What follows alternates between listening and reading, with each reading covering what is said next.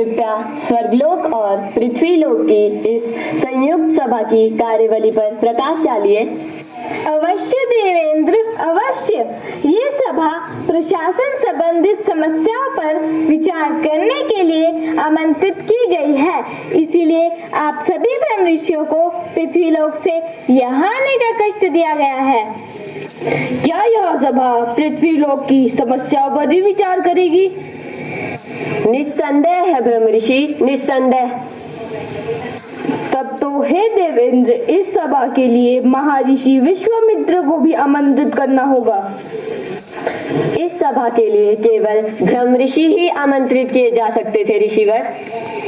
परंतु आपत्ति में औपचारिकता का कोई स्थान नहीं। महर्षि विश्वामित्र के ब्रह्म ऋषि बनने में बहुत विलंब नहीं है। वह व्यक्ति के सुख, दुख, शोक और आनंद की सीमाएं पार कर चुके हैं। उनके बिना पृथ्वीलोक के विषय में कोई भी निर्णय लेना ना ही उचित है और ना ही संभव। इसीलिए हे देवेंद्र, आप किसी को उनके पास भेजिए। तो फिर हे मुनिवर, आप ही बताएं उन्हें लाने के लिए किसे भेजा जाए? नारायण नारायण, लगता है इसके लिए तो मुझे ही जाना पड़ेगा। कारण यह है ब्रह्म ऋषि कि मेरे सिवा वो किसी और के बुलाने पर तो आएंगे ही नहीं। इसीलिए मेरे विचार से उन्हें बहलाकर लाने के लिए मेरा ही जाना उचित है। वैसे आप या देवेंद्र जो उचित समझे। मैं ब्रह्मपुत्र नारद की बातों का समर्थन करता हूँ। अब तो मुझे ही जाना पड़ेगा।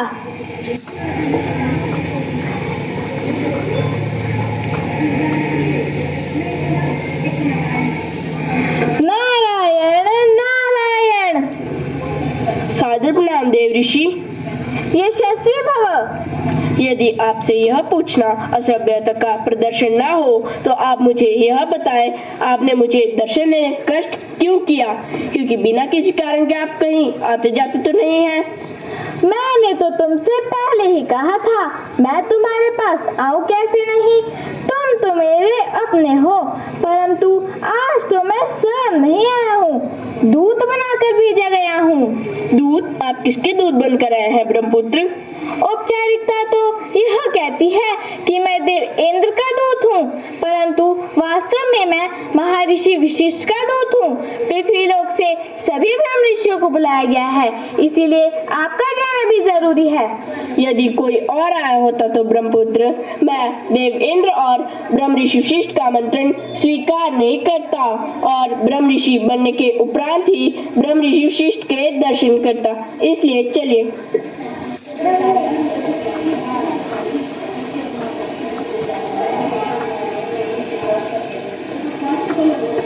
नारायण नारायण।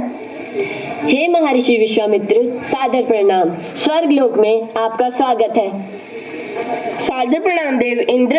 स्वर्ग में तो सदैव ऋतुराज का वातावरण रहता है, किंतु लगता है यहाँ पर शीतकाल चल रहा है। यदि ऐसा न होता तो आपके स्वरों में इतनी मिठास नहीं होती। ब्रह्म ऋषि वशिष्ठ, सादर प्रणाम। ब्रह्म ऋषि भवा, स्थान ग्रहण करें महर्षि। जो आज्ञा ब्रह्म ऋषि वशिष्ठ। इस सभा में ब्रह्म ऋषि तत्वत्वा वर्ताशनिक विराजमान है। आप सब मेरी इस शंका का समाधान करें कि सृष्टि में वो क्या है जिसका मूल्यांकन नहीं हो सकता, जो सबसे बहुमूल्य है। आप सभी इतने मौन क्यों हैं? सृष्टि में सर्वश्रेष्ठ है सत्य। सत्य से उत्तम कोई नहीं। सत्य ही सर्वस्व है। परंतु उस सत्य की मर्यादा की रक्षा इतनी सुलभ नहीं। वह तो तलवार की धार पर चलने के समान है। तो क्या कोई है जो इस सत्य के व्रत का पालन कर सके? क्यों नहीं? सत्यव्रत राजा के सुपुत्र अयोध्याधीश राजा हरिश्चंद्र सत्यव्रती है। हा हा हा हा हा। आप हंस क्यों पड़े महर्षि? हंसू नहीं तो अभिनंदन करूं। जिस व्रत का पालन करना सृष्टि में किसी के लिए भी संभव नहीं है, वो भला एक राजा के लिए संभव थोड़ी ना हो जाता है। महर्षि वशिष्ठ, आपकी इस बारे में क्या धारणा है? विश्वामित्र महर्षि के कहने मात्र से संभव थोड़ी ना हो जाता है।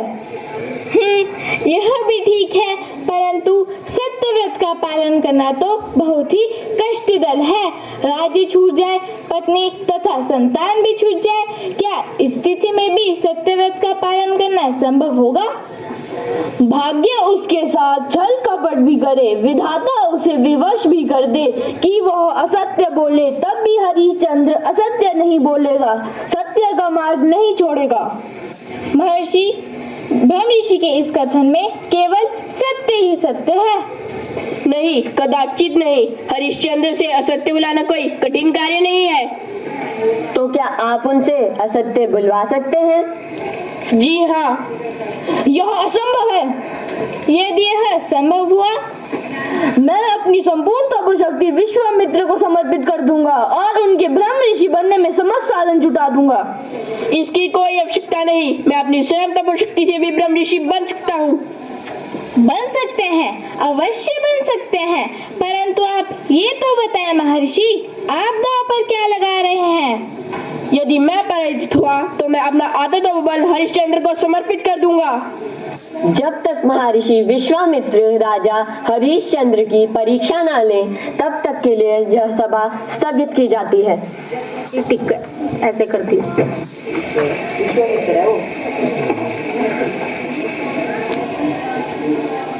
सादर प्रणाम देवी ऋषि। यशस्वी भव। आपका सुबह सुबह मेरे दरबार में कैसे आना हुआ? आपको कल का स्वप्न आज याद तो होगा? हाँ, मुझे कल का स्वप्न याद है। मैंने अपना सारा राजपाट और राजकोष एक साधु को दान कर दिया है।